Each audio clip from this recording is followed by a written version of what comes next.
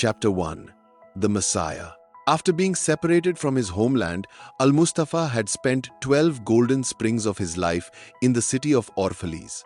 Even after 12 years, the memory of his country and the restless anticipation of the ship returning to his homeland remained in his heart and eyes. Finally, after 12 years, one day, on the 7th day of the month of Ailul, September, he climbed to the summit of the hill beyond the city and saw a ship piercing through the deep mist over the sea, advancing in his direction. At that moment, the doors of Almustafa's heart opened on their own. The joy of his mind began playing with the ocean waves spreading to the horizon, and his joy-flooded eyelids bowed at the feet of the Lord in the silent temple of his soul. But while descending from the mountain peak, his steps grew heavy, and sadness overshadowed his mind. He thought, "Shall I be able to depart from here empty of the pain of separation? My days in this city have passed heavy with sorrows, and my nights have been heated with lonely pain. But as I leave this torment and solitude, my heart is overwhelmed. In the streets of this city, I have scattered the pearls of my mind, and in the lap of these mountains, my dreamlike hopes and desires are breathing. How can I take leave of them without experiencing the pain of separation? How can I cast off their memory like a worn-out garment? Parting from them, I feel as though I am tearing my own skin from my body. But I can no longer stay here. The call of the fathomless sea summons everyone. It is calling me too. I too must go. To remain rooted here now would mean freezing into lifeless molds like crystal in the ice. How can this be when the wings of time are burning in the flames of the night? I want to gather everything of Orphalese and take it with me. But how? Even with wings on lips and tongue, the voice cannot carry them along. Even a swan, when it flies towards Mansarovar, must leave its nest. Arriving at the foothills of the mountain, Almustafa turned again towards the sea and saw that the ship of his country was approaching the shore with the mariners of his land. His soul cried out, "Sons of my motherland, you who play upon the ocean waves! Thousands of times I have met you in dreams, but today, in awakening, which is deeper than a dream, I am seeing you face to face for the first time. I am ready to sail, turning the wings of my restlessness into sails to accompany you.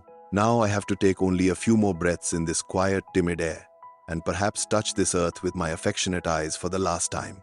After that, I too will become one of the sea voyagers along with you. O boundless sea, O sleepless mother, you alone are the final rest for the freely flowing streams. Now only one turn of this stream is left. After that, I will walk with you, like an infinite drop with the infinite ocean." He saw that the men and women of the city were advancing in throngs from their half-plowed fields towards the city gates. His name was on their eager lips. Al-Mustafa said to himself, "Will this day of parting be the day of gathering?" They pleaded and prayed that he, Al-Mustafa, should not depart from them. Al-Mustafa was silent. His head was bowed, and a stream of tears flowed upon his chest. This was seen only by the people standing nearby. Thereafter, all the people moved towards the temple courtyard. There a seeress named Almitra came out from a sanctuary. Al-Mustafa looked at her with utmost gentle and tender affection. It was she who had first given him her trust and made him her own on the first day of his exile. The seeress welcomed Al-Mustafa with these words, "O eternal seeker of the absolute truth, messenger of God, you have waited endlessly for the long route of the ship that will take you back to your country. Today that ship has arrived, you must now go. I know, the deep eagerness of past memories and future dreams is making your soul restless. Our bonds of love will not tie you. Selfishness will not become the chains on your feet. But this is our prayer, that before parting, give us your truth. We will pass that truth to our children, and they to their children, and thus it will remain immortal. You have shared our sorrows, and in your wakefulness you have listened to the weeping and laughing of our sleep. Therefore, unveil yourself to us now, and reveal the deep mysteries you have seen between birth and death." Al-Mustafa said, "People of Orphalese, I can only tell you what your own inner soul has been telling you. What else can I tell you besides that? Ask your questions, and I will try to reveal the truth hidden within your own hearts in my words." Then the city dwellers expressed the questions hidden in their minds, one by one. Conclusion. Summary. This chapter is the prologue to Kahlil Gibran's famous book. It introduces the main character, Al-Mustafa, the prophet, who has been living an exiled life in the city of Orphalese for the past 12 years. One day, he sees the ship on the horizon that has come to take him back to his homeland. Seeing this, mixed emotions well up in Almustafa's heart, the immense joy of returning to his homeland and the deep sorrow of parting from the city of Orphalese, where he spent the joys and sorrows of his life and formed a deep bond with its people. When the city dwellers hear the news of his departure, they all gather in sorrow to bid him farewell. At that moment, a seeress named Almitra, who had first understood and believed in him, steps forward. She accepts that the Messiah must go now, but she makes a request. She says that before leaving, Al-Mustafa should hand over his truth and knowledge of life to them so that they can pass it on to their coming generations and that knowledge becomes immortal. Al-Mustafa accepts their request and asks the people to pose their questions. From here begins the main dialogue of this book, where the city dwellers will ask questions on different subjects and the Messiah will answer them. This chapter sets a deeply emotional background of separation, love, and the exchange of knowledge. Chapter 2. Love. Then Almitra spoke again and asked, "Tell us about love." He raised his head and looked upon the people, and there fell a stillness upon them. He began to say, "When love calls to you, follow it. Though its ways are hard and slippery, when its wings enfold you, yield to it. Though the sword hidden among its pinions may wound you, when it speaks to you, believe in it. Though its words may shatter your dreams as the north wind lays waste the garden, love can crown you, and it can also crucify you. It is for your growth and also for your pruning. It can climb to your heights and caress your tenderest branches that quiver in the sunlight.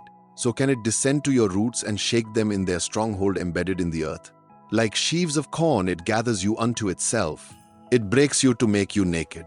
It sifts you to free you from your husks. Then it grinds you to turn you into white flour. Now it kneads you until you become perfectly pliant. After this, it bakes you in the sacred fire to change you into sacred bread, so that you may become the sacred feast for God. All these things love will do to you, so that you may know the secrets of your heart, and in that knowledge become a fragment of life's heart. But if in your fear you would seek only love's peace and pleasure, then it is better that you cover your nakedness and pass out of love's threshing floor and step into the flat, seasonless world, where you shall laugh, but not all of your laughter, and weep, but not all of your tears. Love gives nothing but itself, and takes nothing but from itself. Love does not possess, nor would it be possessed, for love is sufficient unto love. When you love, you should not say, "God is in my heart." Say rather, "I am in the heart of God." And do not think that you can direct the course of love, for love, if it finds you worthy, directs your course. Love has no other desire but to fulfill itself.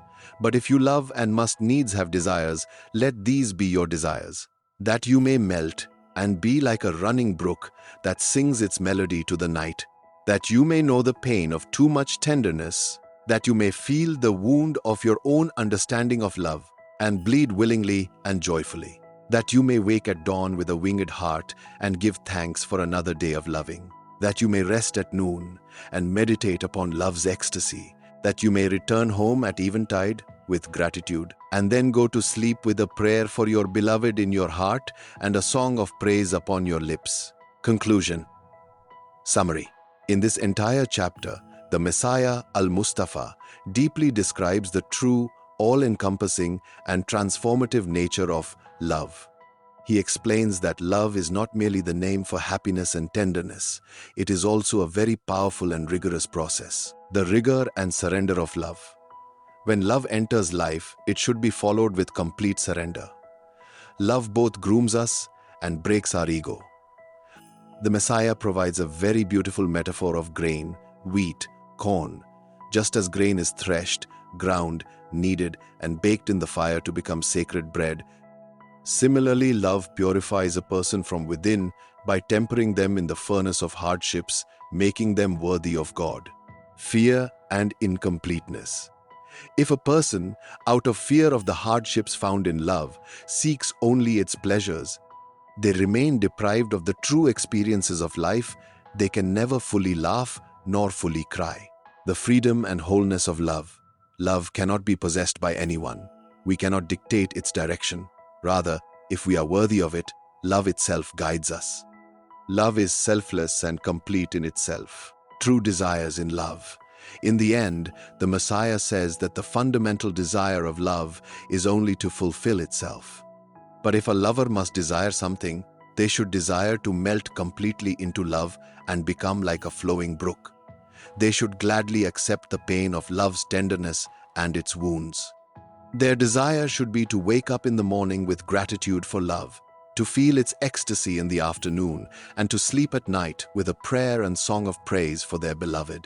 Chapter 3. Marriage. Almitra began speaking again and asked, "And what of marriage, Master?" He began to answer, "You were born together, and together you shall be forevermore. You shall be together even when the white wings of death scatter your days. Yes, even in the silent memory of God, you shall be together. But let there be spaces in your togetherness, and let the winds of the heavens dance between you. Love one another, but make not a bond of love.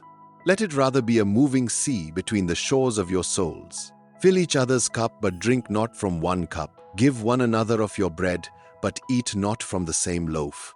Sing and dance together, and be joyous, but let each one of you be alone, even as the strings of a lute are alone, though they quiver with the same music. Give your hearts, but not into each other's keeping, for only the hand of life can contain your hearts. Stand together, yet not too near together, for the pillars of the temple stand apart, and the cypress and the oak tree grow not in each other's shadow." Conclusion. Summary. In this chapter, upon Almitra's questioning, the Messiah explains the profoundly beautiful and deep meaning of marriage. He explains that married life is an eternal bond, where two people become one forever, so much so that even after death, they remain together in God's memory.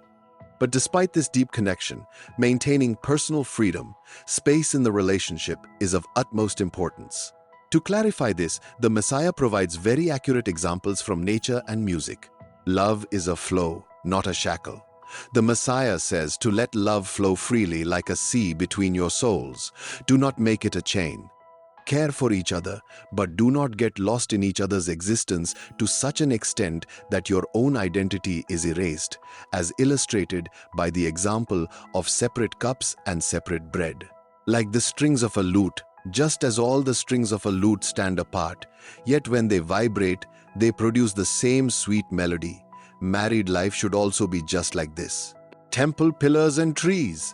Just as the pillars supporting the roof of a temple do not stand pressed against one another but at a distance, and just as the cypress and oak trees cannot grow under each other's shadow, in exactly the same way, a husband and wife should stand together without overpowering one another.